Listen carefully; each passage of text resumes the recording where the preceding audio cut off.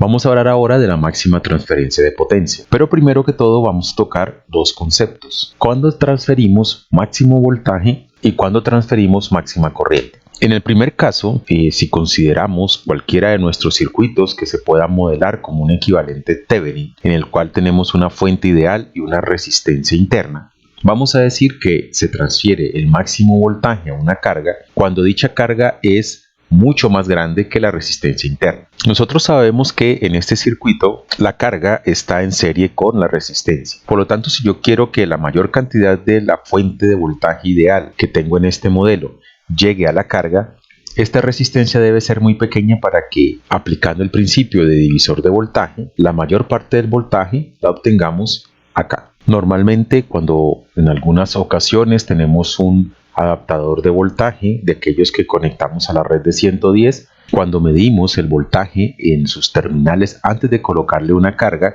nos marca un valor, supongamos 11 voltios. Y una vez conectamos la carga, el valor de voltaje se nos puede bajar. Nos puede bajar a 10, a 9 o a 8. Eso es debido a que la resistencia interna de este dispositivo pues no es muy pequeña, es grande, y si la carga que le conectamos está muy cercana a ese valor, pues parte del voltaje se va a quedar en la resistencia interna y no lo entregamos a la carga. Para efectos prácticos, por lo general se prefiere que la resistencia de carga sea mayor que 10 veces la resistencia interna de nuestro circuito con el fin de entregar la mayor cantidad de voltaje. Para el caso de la máxima transferencia de corriente, si nosotros modelamos cualquiera de nuestros circuitos como un equivalente Norton, vamos a tener una fuente de corriente ideal en paralelo con una resistencia, y esta resistencia tiene que ser muy grande con el fin de que la corriente que viene por acá no decida pasar a través de ella, sino que quiera irse hacia la carga. Por lo tanto, si yo quiero máxima transferencia de corriente, la resistencia de carga tiene que ser mucho menor que la resistencia Norton equivalente del circuito con el que estamos tratando. En algunas ocasiones se requiere entregar la mayor cantidad de potencia a un circuito. La potencia, como hemos visto en videos anteriores, es igual al voltaje por la corriente. Es una de las formas en las que podemos expresar la potencia. Pero para saber cuándo transferimos la mayor cantidad de potencia de un circuito a una carga, tenemos que tener en cuenta el teorema de máxima transferencia de potencia, que establece que entregamos esa mayor cantidad de potencia o esa potencia máxima cuando el valor de la carga es igual al valor de la resistencia Thevenin equivalente del circuito que va a entregar dicha potencia. Voy a utilizar un simulador para poderles mostrar que efectivamente esto es cierto.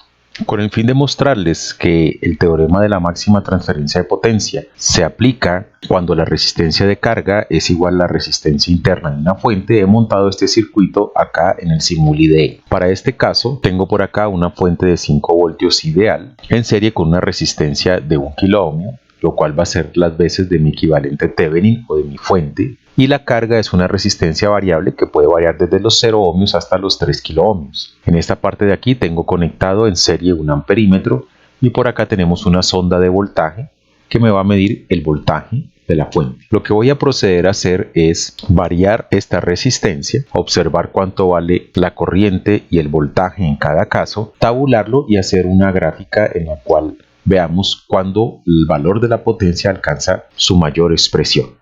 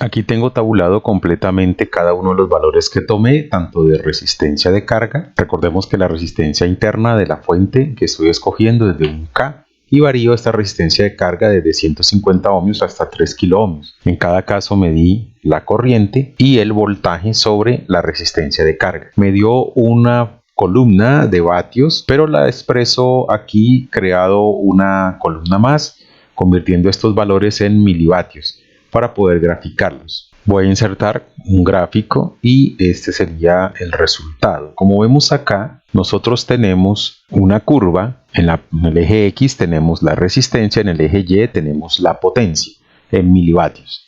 Nos damos cuenta que la potencia se magnifica o se hace máxima cuando el valor de la resistencia de carga vale 1000 ohmios o 1 kilo ohmio, que es el mismo valor que tiene la resistencia interna de la fuente que hemos montado acá. Por lo tanto, al colocarle una carga cercana al kilo ohmio, podemos decir que transferimos la máxima cantidad de potencia desde la fuente hacia la carga.